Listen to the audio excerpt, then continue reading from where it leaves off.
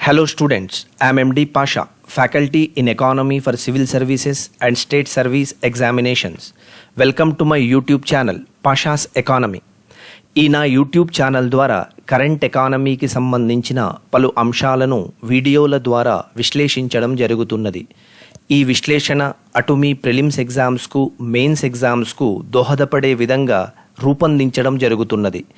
ఈ కార్యక్రమంలో భాగంగా ఈరోజు ఈ నా వీడియో ద్వారా ఇటీవల మూలధన మార్కెట్లో సంభవించిన ఒక అంశాన్ని గురించి విశ్లేషించడం జరుగుతున్నది. స్టూడెంట్స్, ఏప్రిల్ 23, 2020న Franklin Templeton mutual fund India వారు స్వచ్ఛందంగా 6 డెట్ ఫండ్ పథకాలను నిలిపివేస్తున్నట్లు ప్రకటించడం జరిగింది. ఆ ఫండ్ విలువ 25,856 crores దాకా ఉంది. ఈ స్వచ్ఛంద నిర్ణయం వలన మదుపరులు షాక్కు గురవ్వడం జరిగింది. వారి ఫండ్స్ను రిడమ్షన్ అనగా ఉపసంహరించుకోటకు ఫండ్ యజమానుల దగ్గరికి వెళ్ళడం జరిగింది. వారి దగ్గర లిక్విడిటీ సమస్య రావడం వల్ల సెబీ సూచనల మేరకు ఈ ఫండును నిలిపివేస్తున్నట్లు వారు స్వచ్ఛందంగా ప్రకటించారు.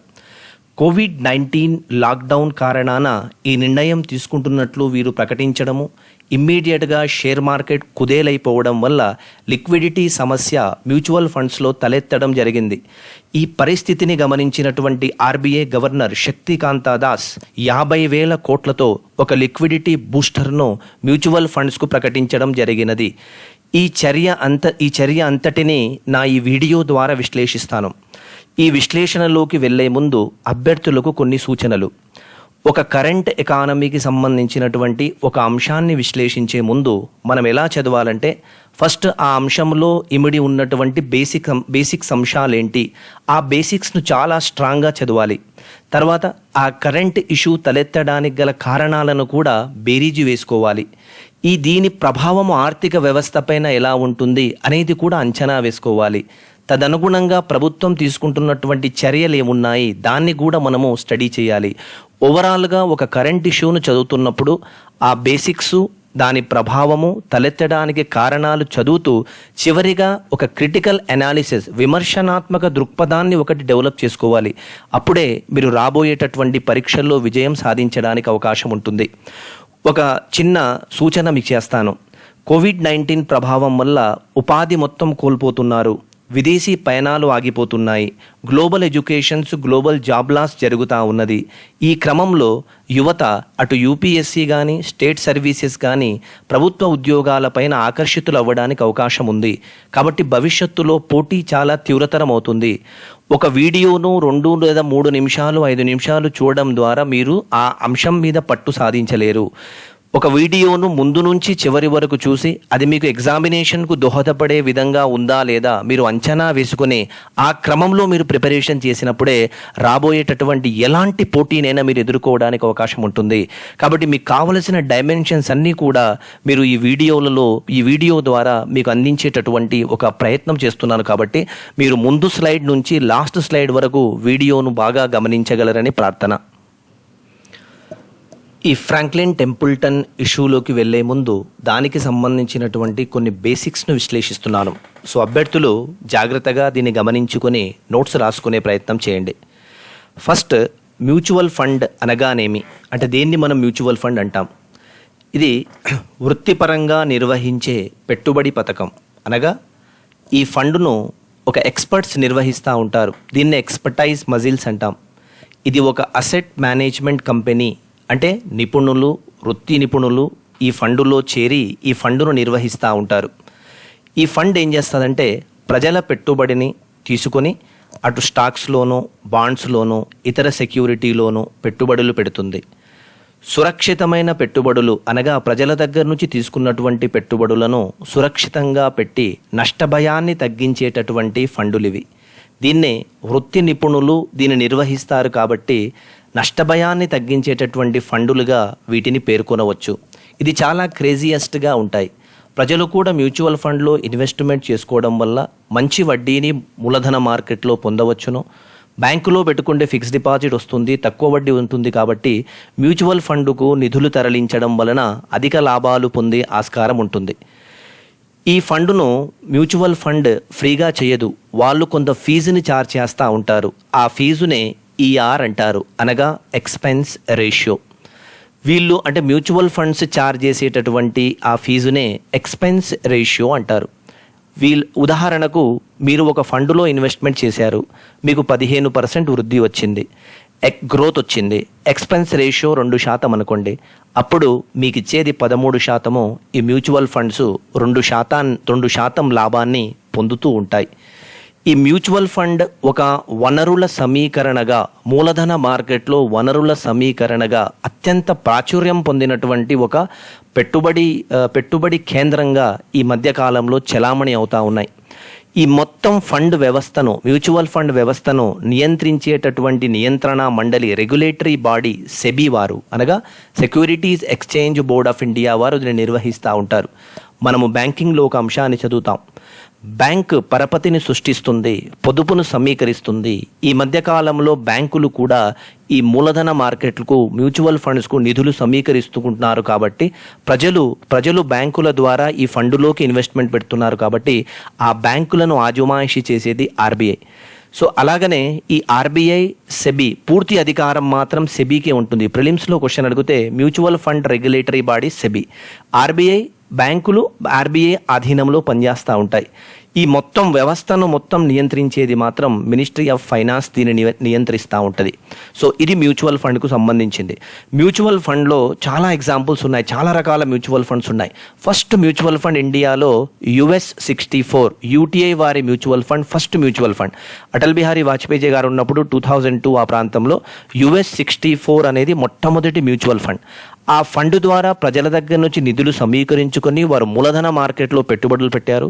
అప్పుడు లాసెస్ రావడం వల్ల వాళ్లకు నిధులు సమీకరించుకొని ప్రభుత్వం తిరిగి చెల్లించింది. ఆ తర్వాత ఆ యూటీఏ బ్యాంక్లో లాసెస్ రావడం వల్ల దాని ప్రభుత్వం ఆ వాటాను సపరేట్గా చేసుకుని యాక్సిస్ బ్యాంక్ రూపంలో ప్రైవేట్ పరం చేయడం అనేది జరిగింది. కాబట్టి మ్యూచువల్ ఫండ్లో ఇన్వెస్ట్మెంట్ చేసుకోవడం వల్ల మన నిధులకు రక్షణ మాత్రం ఉంటుంది. మ్యాక్సిమంగా ఉండదు, 100% ఉండదు అని 100% ప్రాఫిట్ వస్తుందని చెప్పము, కానీ కొంతవరకు నష్టాలు మాత్రం తక్కువగా వస్తాయి. అది మ్యూచువల్ ఫండ్.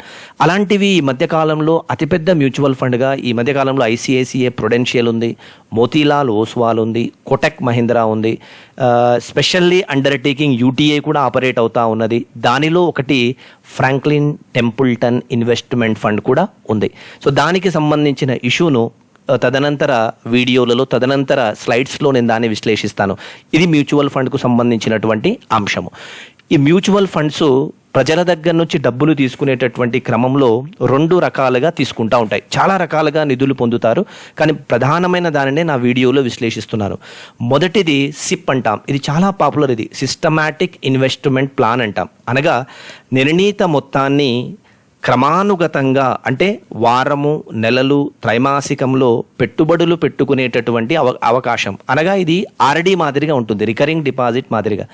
1 లక్ష పెట్టుబడి మీరు 1 లక్ష ఫిక్స్డ్ డిపాజిట్ చేయనప్పుడు ప్రతి నెల 10,000 ఏ విధంగా అయితే ఆర్డీలో చేసుకుంటారో అలాగనే సిస్టమాటిక్ ఇన్వెస్ట్మెంట్ ప్లాన్ అంటే, సపోజ్ ఒక 10,000 డిపాజిట్ చేయాలి సంవత్సరానికి, మీరు 10 నెలలు నెల 1,000 రూపాయల చొప్పున డిపాజిట్ చేసుకుంటూ వెళ్ళిపోవచ్చు. అనగా సిస్టమాటిక్ ఇన్వెస్ట్మెంట్ ప్లాన్ అనగా ప్రతి నెల కొంత అమౌంట్ను ఈ ఫండ్లో పెట్టుకోవచ్చు.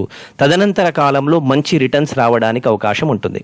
అలాగనే ఇంకొకటి ఎస్టీపీ ఉంది. ఎస్టీపీ అనగా సిస్టమాటిక్ ట్రాన్స్ఫర్ ప్లాన్. ఈ సిస్టమాటిక్ ట్రాన్స్ఫర్ ప్లాన్ అనగా ఒక పథకం నుంచి నిర్దిష్ట మొత్తాన్ని స్విచ్ చేసి క్రమానుగతంగా బదిలీ చేయడం మరియు అదే మ్యూచువల్ ఫండ్లోని మరో పథకంలో పెట్టుబడి పెట్టడం. ఎగ్జాంపుల్గా ఫ్రాంక్లిన్ టెంపుల్టన్లో 6 పథకాలు ఉన్నాయి. ఒక పథకంలో మీరు ఇన్వెస్ట్మెంట్ పెట్టారు, ఎస్టీపీ తీసుకున్నారు, సిస్టమాటిక్ ట్రాన్స్ఫర్ ప్లాన్ అనే ఆప్షన్ తీసుకున్నారు. ఒక పథకంలో లాభాలు తక్కువగా ఉన్నాయి, మరొక పథకంలో లాభాలు అధికంగా ఉన్నాయి. ఈ పథకంలో నుంచి నిధులు తీసుకొని మరొక పథకంలోకి మార్చడం, అలాంటి స్విచ్ ఓవర్ చేసేటటువంటి వెసులుబాటు ఈ సిస్టమాటిక్ ట్రాన్స్ఫర్ ప్లాన్లో ఉంటుంది. ఈ 2 ప్రధానమైనటువంటి అంశాలు, చాలా ఉంటాయి, ముఖ్యమైనటువంటి దాన్నే నేను విశ్లేషించడం అనేది జరుగుతూ ఉన్నది.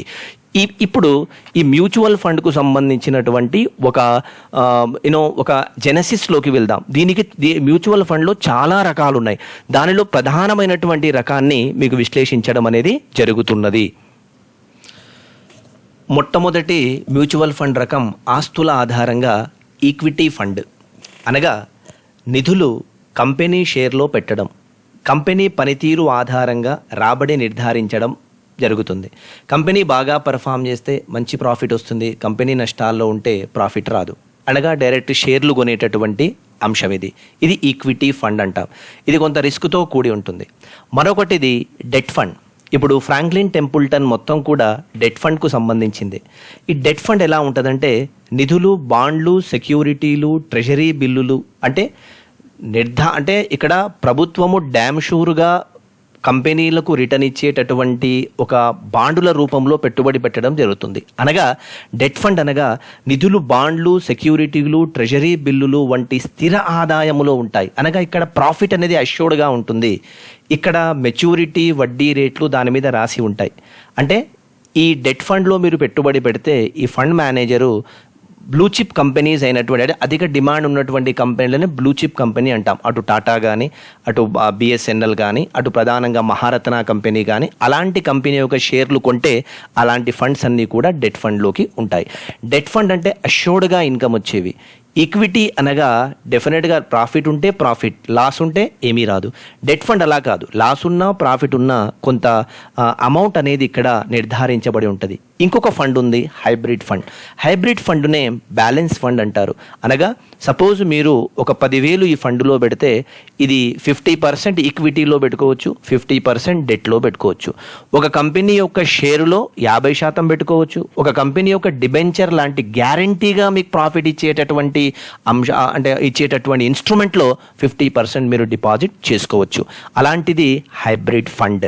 ఇది ఈ మూడిట్లో చాలా ప్రాచుర్యంలో ఉన్నది డెట్ ఫండ్స్. అంటే కొంతకాలంగా ప్రజలు స్థిర ఆదాయానికి అలవాటు పడి ఆదాయ స్థితిగతులు మారుతున్నటువంటి ఈ నేపథ్యంలో ప్రజలు డెట్ ఫండ్లోకి డిపాజిట్ చేసుకోవడం పెంచుతున్నారు. మరొక ప్రధానమైనటువంటి మ్యూచువల్ ఫండ్ రకము స్ట్రక్చర్ నిర్మాణం ఆధారంగా ఒకటేమో ఓపెన్ ఎండెడ్ ఫండ్, మరోది క్లోజ్ ఎండెడ్ ఫండ్. అభ్యర్థులు జాగ్రత్తగా వినండి. ఓపెన్ ఎండెడ్ ఫండ్ అనగా మదుపరులు ఏ సమయంలోనైనా చేరవచ్చు, ఏ సమయంలోనైనా బయటికి రావచ్చు. అనగా అపరిమితమైనటువంటి షేర్లు దీంట్లో అందుబాటులో ఉంటాయి, లేదా డెట్స్ దీంట్లో అందుబాటులో ఉంటాయి. ఓపెన్ ఎండెడ్ ఫండ్ అంటే ఏ సమయంలోనైనా మీకు కన్వీనియంట్గా ఉన్నప్పుడు ట్రేడింగ్ చేసుకోవచ్చు. మార్కెట్ వొలటాలిటీని బట్టి, మార్కెట్ యొక్క ఒడిదుడుగులను బట్టి మీరు క్రయ విక్రయాలు చేసుకోవచ్చు. ఇక్కడ మదుపరులకు పూర్తి స్వేచ్ఛ ఉంటుంది ఈ ఓపెన్ ఎండెడ్ ఫండ్లో. ఇది లార్జ్ స్కేల్లో క్రయ విక్రయాలు జరుగుతూ ఉంటాయి. ఇక దీనికి వ్యతిరేకమైనది క్లోజ్డ్ ఎండెడ్ ఫండ్.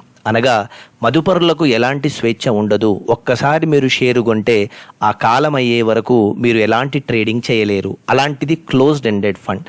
రిస్క్ ఎక్కువగా క్లోజ్డ్ ఎండెడ్ ఫండ్లో ఉండదు, ఓపెన్ ఎండెడ్ ఫండ్లోనే ఉంటుంది. క్లోజ్డ్ ఎండెడ్ ఫండ్లో రిస్క్ మీరు ఒకసారిగా ఇన్వెస్ట్మెంట్ చేసుకున్నారంటే ఇక చివరి వరకు ఏం జరుగుతుందో మీరు ఏమీ ఆశించలేరు.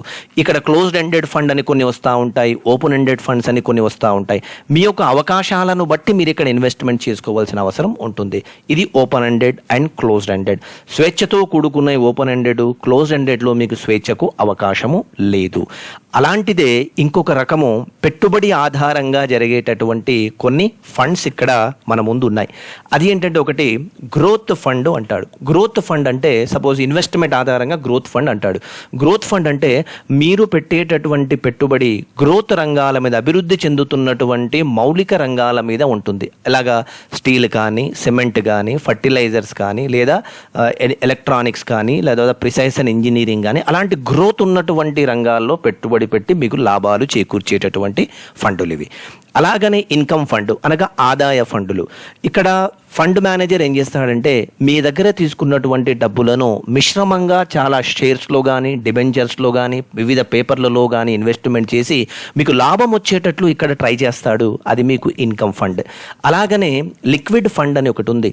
ఈ లిక్విడ్ ఫండ్ అనగా 90 రోజుల కాలానికి మినిమం 10 లక్షల వరకు ఇన్వెస్ట్మెంట్ పెట్టుకునేటటువంటి ఫండులు ఇవి అంత ప్రాచుర్యంలో భారత్లో ఉండవు. కానీ ఇది 90 రోజులకు ఒక పేపర్ను కొని 10 లక్షల లోపు వరకు మీరు ఇన్వెస్ట్మెంట్ చేసుకుంటే ఒక అష్యూర్డ్ ఇన్కమ్ ఇక్కడ మీకు రావడం అనేది జరుగుతుంది. ఈ మధ్యలో మీరు వినే ఉంటారు, కొంతమంది ఇన్కమ్ ట్యాక్స్ కట్టే ముందు పన్ను మినహాయింపులు పొందడానికి కొన్ని మూలధన మార్కెట్లో పెట్టుబడులు చేస్తూ ఉంటారు. అలాంటి వారి కోసము ట్యాక్స్ సేవింగ్ ఫండ్స్ అనేవి మ్యూచువల్ ఫండ్స్లో ఉంటాయి. మీ చార్టెడ్ అకౌంటెంట్ చెప్తా ఉంటాడు, సార్ ఈరోజు లాస్ట్ డేటు మీరు కొంత ఇన్వెస్ట్మెంట్ చేయలేకపోయారా అని. సో అలాంటివి ట్యాక్స్ సేవింగ్ ఫండ్స్లో కొన్ని చేరి ఉంటాయి. మరి ఈ మధ్య కాలంలో భారత్ అభివృద్ధి చెందుతున్న దేశం కాబట్టి డిమానిటైజేషన్ జరిగిన తర్వాత ప్రజలు షేర్ మార్కెట్ వైపు ఏకమొత్తంలో ర్యాలీ పెరగడం వల్ల ఈ స్పెషల్ ఫండ్స్ బాగా డెవలప్ అయ్యాయి. ఈ స్పెషల్ ఫండ్స్లో రెండు ఉన్నాయి మనకు. ఒకటేంటంటే ఫండ్ ఆఫ్ ఫండ్ అంటాం. ఎగ్జాంపుల్గా ఫ్రాంక్లిన్ టెంపుల్టన్ ఒక డెట్ ఫండ్, ఫ్రాంక్లిన్ టెంపుల్టన్ ఒక ఫండ్ ఆఫ్ ఫండ్. బాగా గుర్తుపెట్టుకోవాలి. ఏంటి ఫండ్ ఆఫ్ ఫండ్ అంటే ఇది ఒక మల్టీ మేనేజర్ ఫండ్ అన్నమాట. అనగా మీరు పెట్టేటటువంటి పెట్టుబడులు డైవర్సిఫైడ్ అవుతాయి. వైవిధ్యభరితంగా వివిధ రకాల లాభాలు వస్తున్నటువంటి కంపెనీలలో పెట్టుబడులు పెట్టడానికి అవకాశం ఉన్నటువంటి ఫండులు ఇవి. ఈ ఫండును మేనేజర్ ఒక మల్టీ మేనేజర్స్ నిర్వహిస్తూ ఉంటారు. అనగా ఈ ఫండ్ మీరు సపోజ్ ఎగ్జాంపుల్గా ఇప్పుడు మీరు ఫ్రాంక్లిన్ టెంపుల్టన్లో పెట్టడం వల్ల వాళ్ళకు 6 కాదు ఒక 16 నుంచి 17 ఫండ్లు ఉన్నాయి. ఏ ఫండులో లాభాలు వస్తున్నాయి ఆ ఫండులో దాన్ని రొటేట్ చేస్తూ ఉంటారు. అలాంటిది ఒక ఫండ్ ఆఫ్ ఫండ్ అన్నమాట ఇది. తర్వాత ఈటీఎఫ్ అని ఒకటి ఉంటుంది, ఎక్స్చేంజ్ ట్రేడెడ్ ఫండ్ అని. మీకు తెలుసు, అరుణ్ జైట్లీ గారు ఆర్థిక మంత్రిగా ఉన్నప్పుడు పెట్టుబడుల ఉపసంహరణ ఈ ఈటీఎఫ్ ద్వారా చేశారు. ఏంటి ఈటీఎఫ్ అంటే ఇక్కడ ఉన్నటువంటి మ్యూచువల్ ఫండ్ షేర్ మార్కెట్లో లిస్ట్ అవుతుంది. ఎలాగైతే సెన్సెక్స్ నిఫ్టీ ఎలాగైతే ఉంటాయో ఆ విధంగా ఈటీఎఫ్ కూడా ఒక స్టాక్ ఎక్స్చేంజ్ అనమాట. అక్కడ లిస్టింగ్ అవుతూ ఉంటుంది, ఒక ఇండెక్స్ అనమాట. ఇది లిస్ట్ అవుతూ ఉంటుంది. ఆ లిస్ట్ ఆధారంగా లాభాలు రావడానికి అవకాశం ఉంటుంది. ఇది మొత్తం కూడా ఒక ఎక్స్పర్టైజ్ మజిల్ దీన్ని నిర్వహిస్తారు కాబట్టి నిపుణులు నిష్ణాతులు దీంట్లో ఉంటారు కాబట్టి ఎట్టి పరిస్థితులలో నష్టాలు రావడానికి అవకాశాలు చాలా తక్కువగా ఉంటాయని ప్రజలు ఈ మ్యూచువల్ ఫండ్ వైపు ఎక్కువగా ఇన్వెస్ట్మెంట్కు ఆకర్షితులవుతారు. మరి ఇక్కడ ఎగ్జామినేషన్ పాయింట్ ఆఫ్ వ్యూలో మీకు ఎగ్జామ్లో క్వశ్చన్ అడిగితే అసలు మ్యూచువల్ ఫండ్ యొక్క ఆబ్జెక్టివ్స్ ఏంటి, ఉద్దేశాలు ఏంటి, లక్ష్యాలు ఏంటి, మరి లాభాలు ఏంటి, ఎందుకు ప్రజలు ఈ మ్యూచువల్ ఫండ్ మీద చేస్తారంటే చూడండి, దీనికి ఉన్నటువంటి బెనిఫిట్స్ ఈ స్లైడ్ రూపంలో నేను విశ్లేషిస్తున్నాను. ఒకటేంటంటే ప్రొటెక్టింగ్ సేవింగ్స్ ఫ్రమ్ ఇన్ఫ్లేషన్ అంటారు. ద్రవ్యోల్బణం ప్రభావము లేకుండా పొదుపు చేసుకోవడానికి ఫండులు దోహదపడతాయి. ఎగ్జాంపుల్గా ఫండును బ్యాంకులో మీ పెట్టుబడులను బ్యాంకులో పెడితే 5% వేస్తాడు, మ్యూచువల్ ఫండ్స్లో 15% ఉంటుంది. అనగా ఇన్ఫ్లేషన్ను మీరు ఫేస్ చేస్తున్నారు, ద్రవ్యోల్బణాన్ని మీరు ఎదుర్కొంటున్నారు. మరోది ప్రొఫెషనల్ ఎక్స్పర్టైజ్ ఉంటుంది, మీకు నిష్ణాతులు మీ ఫండ్ వెనకాల ఉంటారు కాబట్టి నష్టాలు రానివ్వరు. తర్వాత డైవర్సిఫికేషన్ ఉంటుంది. మీరు ఎఫ్డి అనుకోండి, ఎఫ్డీలోనే పెడతారు. ఇక్కడ అలా కాదు. డైవర్సిఫికేషన్ అంటే మీరు ఒక బ్యాలెన్స్ ఫండ్ తీసుకున్నారనుకోండి, అటు ఈక్విటీలో పెట్టుకోవచ్చు, ఇటు డెట్లో పెట్టుకోవచ్చు. అలాంటి డైవర్సిఫికేషన్ వల్ల మీ ఆదాయం పెరుగుతుంది. అలాగనే జనరేటింగ్ అండ్ అడిషనల్ ఇన్కమ్ అన్నాను, వ్యక్తి యొక్క అదనపు ఆదాయం పెరగడానికి అవకాశం ఉంటుంది. తర్వాత మీ యొక్క పొదుపులు సమీకరించుకోవచ్చు. పొదుపులు పెంచడానికి మ్యూచువల్ ఫండ్స్ దోహదపడతాయి. మీకు తెలుసు ఫ్రెండ్స్, ఎప్పుడైతే పొదుపు పెరుగుతుందో ఆటోమేటికల్గా పెట్టుబడులు కూడా పెరగడానికి అవకాశం ఉంటుంది. పొదుపు అనేది ఒక ఎకానమీకి చాలా అవసరము. ఆ పొదుపులు పెరుగుతూ ఉంటాయి.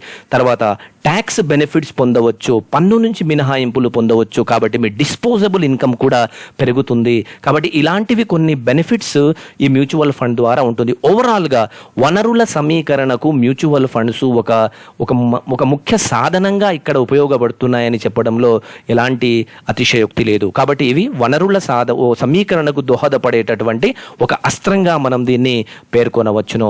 ఇప్పుడు మనము ఈ బ్యాక్గ్రౌండ్తో మీకు ప్రిలిమినరీలో ఇంతవరకు చెప్పిన దాంట్లో మ్యూచువల్ ఫండ్స్కు సంబంధించిన దాన్ని క్వశ్చన్ అడగడానికి అవకాశం ఉంటుంది. ఈ నేపథ్యంలో దీన్ని బేస్ చేసుకొని ఇప్పుడు నేను Franklin Templeton India mutual fund issue ఏం జరిగింది, అసలు ఆ ఇష్యూ యొక్క బ్యాక్గ్రౌండ్ ఏంటి అనేది విశ్లేషిస్తున్నాను. కాబట్టి ఈ కరెంట్ ఇష్యూను బాగా అవగాహన చేసుకోండి. ఈ ఫ్రాంక్లిన్ టెంపుల్టన్ మ్యూచువల్ ఫండ్ అనే సంస్థను 1947లో Rupert H Johnson New York of యుఎస్ఏలో ఏర్పాటు చేయడం అనేది జరిగినది. ఫ్రాంక్లిన్ టెంపుల్టన్ ప్రపంచంలోనే అతిపెద్ద ఫండ్ సంస్థ. ఈ ఫ్రాంక్లిన్ టెంపుల్టన్ మ్యూచువల్ ఫండ్ ఉన్నట్లుండి 6 డెట్ పథకాలను భారత్లో ఇటీవల కాలంలో నిలిపివేయడం జరిగింది. ఈ స్వతంత్ర నిర్ణయము ఇన్వెస్టర్లకు షాక్కు గురి చేసింది. ఈ నిలిపినటువంటి 6 పథకాల విలువ సుమారుగా 25,856 crores దాకా ఉంది. అది అసెట్ అండర్ మేనేజ్మెంట్ అంటాం, అనగా ఆస్తుల పరిమాణం అంటాం. ఈ వైండప్ చేసినటువంటి నిలిపివేసినటువంటి షట్ చేసినటువంటి పథకాలు చూస్తే ultra short bond fund, short term income fund, credit risk fund, low duration fund, dynamic accrual fund మరియు ఇన్కమ్ ఆపర్చునిటీ ఫండ్స్ అనేవి ఉన్నాయి.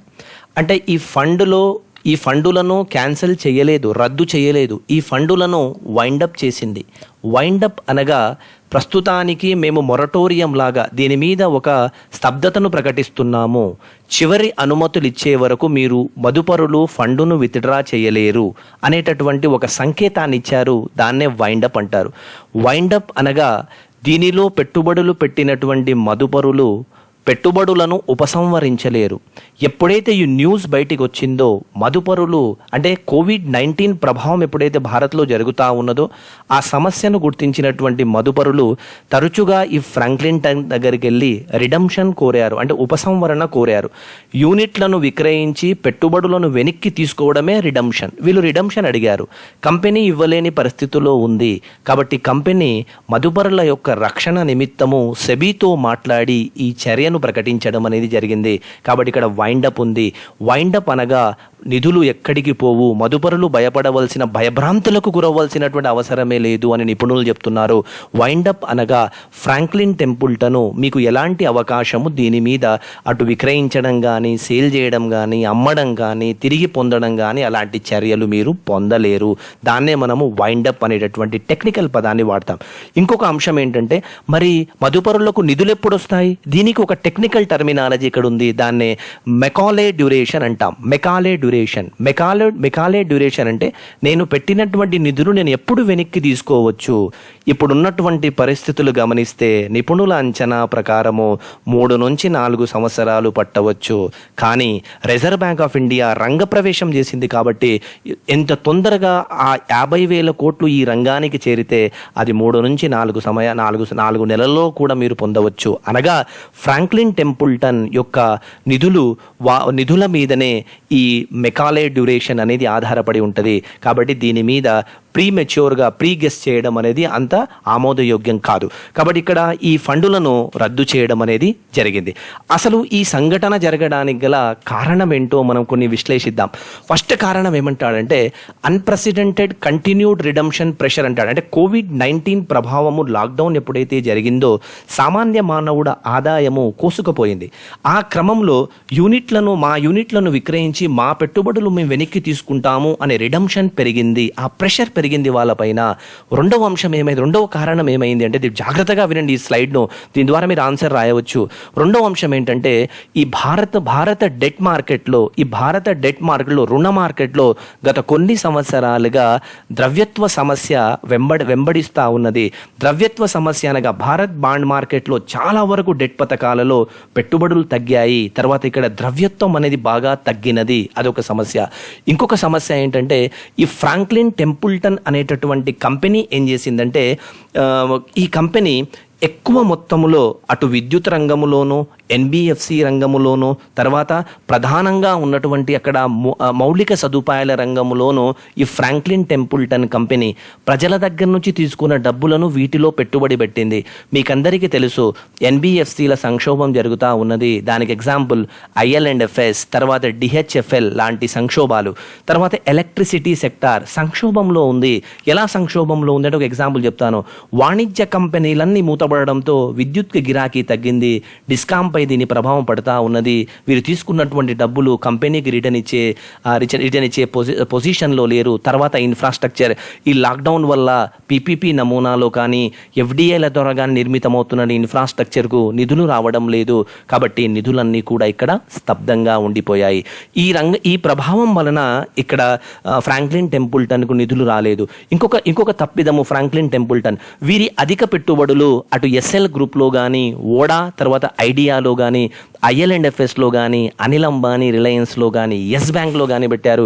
వీటి గురించి విశ్లేషణ అనవసరం, ఎందుకంటే ఇవన్నీ కూడా సంక్షోభంలో ఉన్నాయి. ఇవన్నీ కూడా నిధుల కొరతతో సతమతమవుతున్నాయి. ఈ క్షణంలో వీళ్ళు నిధులు ఫ్రాంక్లిన్టన్కు ఇచ్చేటటువంటి పరిస్థితి కనబడడం లేదు. దాని తర్వాత ప్రధానమైన ఒక అంశాన్ని విశ్లేషిస్తున్నారు. జాగ్రత్తగా వినండి. ఈ 6 పథకాల రేటింగ్లు కూడా, అంటే జనరల్గా తెలుసు షేర్ మార్కెట్లో రేటింగ్ ఆధారంగా పెట్టుబడి పెడతారు. కానీ ఈ 6 పథకాలలో రేటింగ్లు AAA కంటే తక్కువగా ఉన్నాయి. అనగా AAA అంటే వడ్డీ తక్కువగా ఉంటుంది, రిస్క్ ఉండదు. ఇవి AAA కన్నా తక్కువ అనగా AA ఉన్నాయి. అంటే ఏంటి? వడ్డీ ఎక్కువగా ఇచ్చే పథకాలు, రిస్క్ అధికంగా ఉండేటటువంటి పథకాలు. ఎప్పుడైతే రేటింగ్తో సంబంధం లేదు, మాకు లాభాలు రావాలని దీంట్లో పెట్టుబడులు పెట్టుకున్నారు కాబట్టి ఈరోజు మదుపరులు సమస్య ఎదుర్కొంటున్నారు. మొత్తం షేర్ మార్కెట్ ఇలా ఉండదు, కానీ ఆ రేటింగ్ను బట్టి మనం ఇన్వెస్ట్మెంట్ చేసుకోవాల్సి ఉంటుంది ఇక్కడ. ఎందుకంటే ఇది వైజ్ మార్కెట్, ఇది మాస్ మార్కెట్ కాదు, చాలా క్లాస్ వైజ్ మార్కెట్ ఇది. ఇక్కడ AAA ఉంటే వడ్డీ రేటు తక్కువగా ఉంటుంది, రిస్క్ కూడా తక్కువగా ఉంటుంది. అది AA కన్నా AAA కన్నా తక్కువగా ఉందనుకో, రేటింగ్ బిలో AAA ఉందనుకోండి, వడ్డీ ఎక్కువగా ఇస్తారు వాళ్ళు. కానీ ఇక్కడ సమస్య ఏంటి అంటే ఇక్కడ లాభాలు, రిస్క్ మాత్రం అధికంగా ఉంటుంది. ఎప్పుడు రేటింగ్ ఆ కంపెనీ యొక్క పర్ఫార్మెన్స్ను బట్టి రేటింగ్ ఏజెన్సీ రేటింగ్ ఇస్తూ ఉంటారు, క్రిసిల్ కానీ తర్వాత ఫిచ్ కానీ ఇలాంటివి. తర్వాత ఇంకొక అంశం ఏంటంటే ఈ మధ్య కాలంలో COVID-19 ప్రభావం తర్వాత భారత్లో ఏం జరిగిందంటే అమ్మకాలు వెల్లువెత్తడం, డిమాండ్ పడిపోవడం జరిగింది. అసలు డిమాండ్ పడిపోవడం జరిగింది. కొనేవాళ్ళు లేరు, అమ్మేవాళ్ళు అధికంగా ఉన్నారు. సమస్య ఈ విధంగా నిర్ణయం తీసుకోవడం. COVID-19 వల్ల అమ్మకాలు పెరగడం, కొనేవాళ్ళు కరువు అవ్వడము, రేట్లు పడ్డాయి. బ్యాంకు రుణాలు అసలు ఇవ్వడం లేదు. ఎందుకు ఇవ్వడం లేదు అంటే రీసెంట్లీ ఇది ఒక న్యూస్ పేపర్లో చదవడం జరిగింది. Recently reserve bank of India ఒక గవాక్షా విధానాన్ని ఎన్బిఎఫ్సి పైన తెరవడం జరిగింది. ఈ మానిటరింగ్ సిస్టమ్ వల్ల ఏ బ్యాంకు కూడా ఎన్బిఎఫ్సికి రుణాలు ఇవ్వడానికి ముందుకు రావడం లేదు. ఫ్రాంక్లింటన్ టెంపుల్టన్ ఫండ్స్ అన్నీ కూడా ఎన్బిఎఫ్సిలో ఉన్నాయి. ఎన్బిఎఫ్సి దగ్గర లిక్విడిటీ లేదు, వీళ్లకు రిడమ్షన్ సమస్య వచ్చింది. అసలు ఫ్రాంక్లిన్ టెంపుల్టన్కి రిడమ్షన్ సమస్య వచ్చినప్పుడు వాళ్ళు కస్టమర్స్కి ఎలా ఇస్తారు? ప్రపంచంలో ఎంత పెద్ద కంపెనీ అయినా ఈ తప్పిదం వల్ల ఏమైపోయిందంటే ఇక మా మదుపరులకు ఇబ్బంది పెట్టలేము, వారి రక్షణే మా రక్షణ అనే ఉద్దేశంతో సెబీకి లేఖ రాసి సెబీ ఆలోచన మేరకే వాళ్ళ యొక్క డైరెక్షన్లోనే ఈ ఫండులను సీజ్ చేయడం అనేది జరిగింది. తర్వాత ఇన్వెస్టర్ ఇక్కడ భయభ్రాంతులకు గురవలసినటువంటి అవకాశం మాత్రం ఏది పడవలసినటువంటి అవసరం లేదు. ఎందుకంటే రిజర్వ్ బ్యాంక్ ఆఫ్ ఇండియా రంగంలో దిగింది. సరే, what ever it may be happened, ఈ కారణాలు ఇక్కడ జరుగుతున్నప్పుడు మనకు ఎగ్జామ్స్లో అడుగుతాడు, ఈ క్రైసిస్ రావడానికి, డెట్ ఫండ్స్ క్రైసిస్ రావడానికి గల ఇంత సురక్షితమైన ఫండులు కదా, ఇది క్రైసిస్లో రావడానికి గల కారణాలు ఏంటి, మరి దాని ప్రభావం ఆర్థిక వ్యవస్థ మీద ఎలా ఉంటుంది? సో ఇది డైరెక్ట్ మీ మెయిన్స్ ఎగ్జామ్స్కి ఉపయోగపడే విధంగా నేను విశ్లేషిస్తున్నాను. ముందు ప్రిలిమ్స్ ఉపయోగపడే విధంగా చెప్పాం, ఇప్పుడు ఇది మెయిన్స్కి ఉపయోగపడే విధంగా చెప్తున్నాను. జాగ్రత్తగా వినండి. దీని ప్రభావం ఎలా ఉంటుందంటే adverse impact on debt market అండి. ఈ డెట్ మార్కెట్ మీద, ఈ రుణ మార్కెట్ మీద చాలా బ్యాడ్ ప్రభావము, చాలా ప్రతికూల ప్రభావం ఎక్కువగా ఉంటుంది. లిక్విడిటీ సమస్యలు వస్తాయి. ఇన్వెస్టర్స్, మదుపరులు ఎవరు కూడా ఇంట్రెస్ట్తో ముందుకొచ్చి, ఆసక్తితో ముందుకొచ్చి పెట్టుబడి పెడదామని ఎవరు ముందుకు రాకపోవచ్చు. వీళ్ళంతా కూడా ఏం చేయవచ్చు అంటే వాళ్ళకున్నటువంటి ఇతర ఫండుల వల్ల, అంటే ఒక రంగంలో ఒక ఫండులో ప్రభావం వచ్చినప్పుడు మిగతా ఫండుల మీద కూడా ప్రభావం రావచ్చు. దాన్ని కంటాజియస్ ఎఫెక్ట్ అంటాం. కంటాజియస్ ఎఫెక్ట్, ఈ ప్రభావం ఎక్కువగా ఉంటుంది కాబట్టి వాళ్ళు ఉపసంహరణ కోరవచ్చు, రిడమ్షన్ కోరవచ్చు. కాబట్టి మ్యూచువల్ ఫండ్ హౌజులు చాలా ఇబ్బంది పడేటటువంటి ప్రమాదం ఉంటుంది.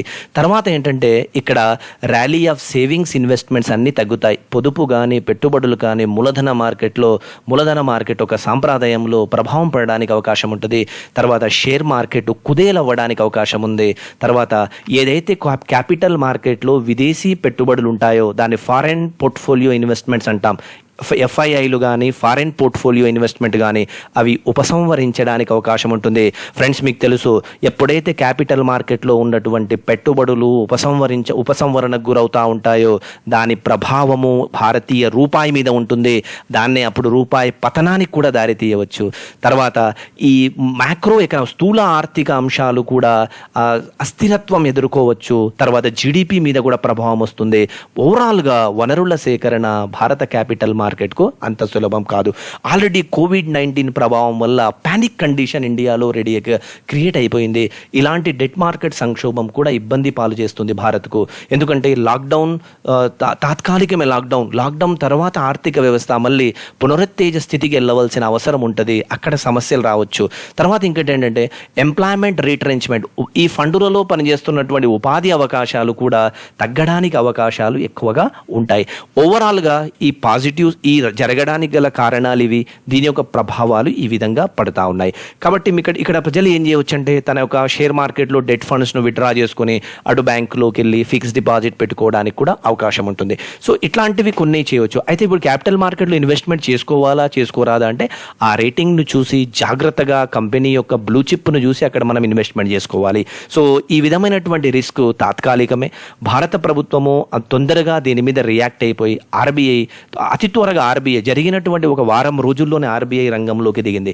అయితే ఇక్కడ ఎగ్జామినేషన్ పాయింట్ ఆఫ్ వ్యూలో క్రిటికల్గా రాయమన్నప్పుడు ఈ ఫండ్ క్రైసిస్ రావడానికి గల కారణాలు రాసి దాని ప్రభావాన్ని వివరించమన్నప్పుడు ఈ స్లైడ్స్ మీకు బాగా ఉపయోగపడుతుంది. సో ఫ్రెండ్స్, ఈ జరిగినటువంటి క్రమంలోనే ఇమ్మీడియట్గా ఏం జరిగిందంటే రిజర్వ్ బ్యాంక్ ఆఫ్ ఇండియా చర్య తీసుకుంది. అయితే రిజర్వ్ బ్యాంక్ ఆఫ్ ఇండియా చర్య తీసుకోవడానికన్నా ముందు ఒక సంఘటన జరిగింది భారత ఆర్థిక వ్యవస్థలో. బహుశా మీరు పేపర్లలో చూసే ఉంటారు. భారత మాజీ ఆర్థిక మంత్రి పి చిదంబరం ఏమన్నారంటే 2008లో తమ ప్రభుత్వం ఉన్నప్పుడు ఇలాంటి స్థితిలో ఆర్బీఐ లిక్విడిటీ బూస్టును ప్రకటించింది. 2013లో కూడా మరో లిక్విడిటీ బూస్టులు ఇచ్చాము. ప్రభుత్వము అతి త్వరగా చర్యలు తీసుకోవాలి, ఆర్బీఐ రంగంలో దిగాలి అనేది అతను ఒక కామెంట్ చేయడం జరిగింది. ఆ కామెంట్ ఇచ్చినటువంటి ఒక 24 గంటల లోపే శక్తికాంత దాస్ 50,000 కోట్లతో ఒక liquidity facility for mutual fund SLF-MFను ప్రకటించారు. ఇది మన ప్రిలిమ్స్ ఎగ్జామ్లో ఈ సంవత్సరం జరగబోయేటటువంటి సివిల్ సర్వీసెస్ కానీ తర్వాత మీకు స్టేట్ ఎగ్జామినేషన్స్లో కానీ ఇది చాలా important slide for prelims examination. దీన్ని ఒకసారి విశ్లేషిస్తాను, జాగ్రత్తగా వినండి. సో స్టూడెంట్స్, ఇక్కడ డెట్ మార్కెట్లో నిధుల లేమిని ఆర్బీఐ తాత్కాలిక పరిష్కారం చూపింది. 50,000 కోట్ల నిధులతో మ్యూచువల్ ఫండ్ పరిశ్రమలకు బ్యాంకుల ద్వారా అందించే ఒక తాత్కాలిక బూస్టర్ను రిజర్వ్ బ్యాంక్ ఆఫ్ ఇండియా ప్రకటించింది. ఈ ప్రత్యేక ఆర్థిక ప్యాకేజ్ ద్వారా డెఫినెట్లీ మ్యూచువల్ ఫండ్కు లబ్ధి చేకూరే అవకాశం ఉంటుంది. ఈ మొత్తం ఎపిసోడ్ను ఒక 2 మినిట్స్లో నేను ఎక్స్ప్లెయిన్ చేస్తాను. ఇక్కడ ఏం జరుగుతుందంటే రిజర్వ్ బ్యాంక్ ఆఫ్ ఇండియా ఏం చేసిందంటే మ్యూచువల్ ఫండ్స్లో ద్రవ్యత్వ సమస్య ఉంది కాబట్టి 50,000 కోట్లు మ్యూచువల్ ఫండ్స్కు చేరవేసే క్రమంలో రిజర్వ్ బ్యాంక్ ఆఫ్ ఇండియా బ్యాంకులకు ఒక అవకాశం ఇచ్చింది, సువర్ణ అవకాశం ఇచ్చింది. మీరు పూచీకత్తి సమర్పించి రెపో రేట్ ఆధారంగా 90 రోజులకు మా ద్వారా రుణాలు పొందవచ్చు. Say for example, state bank of India కొంత కొలాటరల్ సమర్పించి రిజర్వ్ బ్యాంక్ ఆఫ్ ఇండియా చేత ఈ 50,000 కోట్లలో ఎంత బిడ్డు దాఖలు చేస్తుందో ఆ మొత్తాన్ని పొందవచ్చు. కానీ కండిషన్ ఏంటంటే తీసుకున్నటువంటి రుణాలు రెపో ఆధారంగా ఉంటాయి.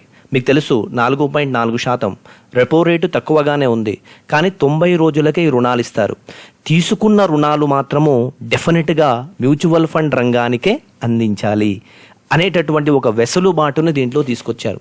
మరొకసారి చెప్తున్నాను, ఈ special liquidity facility for mutual fund SLF-MF 50,000 కోట్లు ఎలా ఆర్బీఐ ఇస్తుందంటే ఆర్బీఐ తన బ్యాంకుల ద్వారా రెపో రేట్ ఆధారంగా లిక్విడిటీ అడ్జస్ట్మెంట్ ఫెసిలిటీ చేసి ఈ 50,000 కోట్లు బ్యాంకుల ద్వారా మ్యూచువల్ ఫండ్స్కు చేరవేస్తుంది. 90 రోజులకు ఆర్బీఐ బ్యాంకులకు రుణాలు ఇస్తుంది. ఆ రెపో రేట్ ఆధారంగా, రెపో రేట్ అంటే మనం ఆల్రెడీ చెప్పుకున్నాం, రెపో రేట్ అంటే రిజర్వ్ బ్యాంక్ ఆఫ్ ఇండియా మన బ్యాంకులకు రుణాలు ఇచ్చినప్పుడు చార్జ్ చేసేటటువంటి స్వల్పకాలిక వడ్డీ రేటు. దాని ప్రకారం 50,000 కోట్లు మ్యూచువల్ ఫండ్కు చేరవేసేటట్లు చేస్తుంది. ఇది ఒక స్పెషల్ రెపో విండో అన్నమాట. ఇది బ్యాంక్స్ ఎప్పుడంటే జనరల్గా బ్యాంక్స్ దీనిని మ్యూచువల్ ఫండ్స్కే వాడాలి. బ్యాంకులు తన యొక్క పూచీకత్తి సమర్పించేటప్పుడు ఈ NBFCకి రుణాలు ఇస్తున్నట్లు వాళ్ళ యొక్క కార్పొరేట్ బాండ్స్ కానీ, కమర్షియల్ పేపర్స్ కానీ, డిబెంచర్స్ కానీ, సర్టిఫికెట్స్ కానీ ఉపయోగించుకోవచ్చు.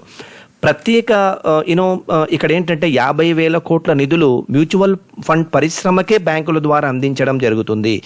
ప్రత్యేక నిధి సదుపాయం కింద 90 రోజులకే ఇస్తారు. కానీ ఇక్కడ ఒక సమస్య ఏంటంటే ఇక్కడ ఒక అంశం ఏంటంటే ఇక్కడ గమనించుకోవాల్సిన అంశం, ఇది April 27 నుంచి May 11 వరకే ఉంది. ఈ విండో అనేది April 27 నుంచి May 11 వరకే ఆపరేషన్లో ఉంది.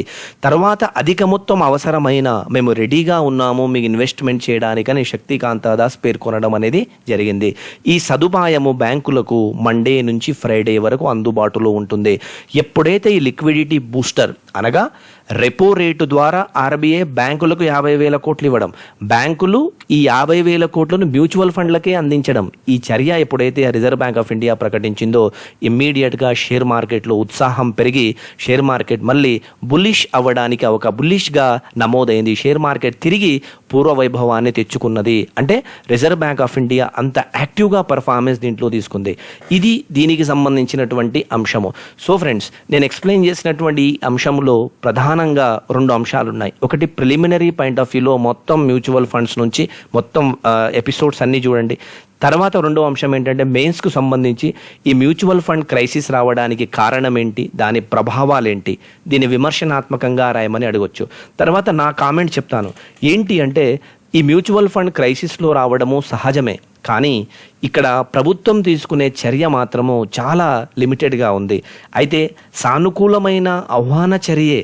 అయితే తక్కువ క్రెడిట్ రేటింగ్ ఉన్న పేపర్లకు బ్యాంకు నిధులు అందిస్తాయా, అసలు బ్యాంకులు వీళ్లకు నిధులు అందిస్తాయా అనేది మనం వేచి చూడవలసినటువంటి అంశము. ఏదైనా రిజర్వ్ బ్యాంక్ ఆఫ్ ఇండియా మాత్రం ఒక మంచి చర్య తీసుకున్నట్లు మనం ఇక్కడ పేర్కొనవచ్చు. సో ఫ్రెండ్స్, దీని మీద మీరు ఆన్సర్స్ రాసి నాకు డైరెక్ట్గా పంపించవచ్చు, నా వాట్సాప్కు పంపించవచ్చు. కానీ మొదటి స్లైడ్స్ నుంచి లాస్ట్ స్లైడ్ వరకు మీరు గమనించుకుని ఈ లాక్డౌన్లో చేస్తున్నటువంటి ఈ యూట్యూబ్ ప్రయత్నాన్ని మీరు నోట్స్ రూపంలో రాసుకుని మీరు ఎగ్జామ్స్లో సక్సెస్ అవుతారని భావిస్తూ థ్యాంక్స్ ఫర్ వాచింగ్. మీరు ఈ యూట్యూబ్ ఛానల్ను సబ్స్క్రైబ్ చేసుకోండి. నిరంతరంగా కరెంట్ ఇష్యూకు సంబంధించిన, బేసిక్స్కి సంబంధించిన, ఎకానమీకి సంబంధించిన పూర్తి విశ్లేషణతో మీకు ఇస్తాను. అంటే ఒక ఇష్యూ వచ్చినప్పుడు ఇమ్మీడియట్గా యూట్యూబ్లో ఒక వీడియో చేయడము, దాని ద్వారా 5-6 నిమిషాలు దాని మీద చెప్పడము బేస్లెస్గా, తర్వాత అది ఎటుపోతుందో మీకు అర్థం కాకుండా చెప్పడం కాకుండా దానికి మీ పర్టికులర్గా ఎగ్జామినేషన్కు ఉపయోగపడే విధంగా ఈ యూట్యూబ్లో ఉంటుంది. కాబట్టి మీ ఫ్రెండ్స్ కూడా దీని మీద సబ్స్క్రైబ్ చేసుకోమని చెప్పండి. డెఫినెట్గా మీరు బిట్స్ మాత్రం ప్రాక్టీస్ చేయకండి, దయచేసి బిట్స్ ప్రాక్టీస్ చేయకండి. రాబోయే రోజుల్లో బిట్స్ ప్రాక్టీస్ చేయండి. ఎగ్జామ్స్ కన్నా ముందు బిట్స్ ప్రాక్టీస్ చేయండి. ఇప్పుడు ఇమ్మీడియట్గా బిట్స్కి వెళ్ళొద్దు. సో ఈ వీడియోస్ అన్నీ వాచ్ చేయండి. నాకున్న ప్లాన్స్ అన్నీ, నాకున్నటువంటి నాలెడ్జ్ మొత్తం కూడా ఈ యూట్యూబ్ ఛానల్ ద్వారా మీకు షేర్ చేస్తూ ఉంటాను. కాబట్టి దీన్ని సబ్స్క్రైబ్ చేసుకుని మీరు ఎగ్జామ్స్లో విజయస్తులు అవ్వాలి. So thank you for watching my YouTube video. Okay, thank you very much.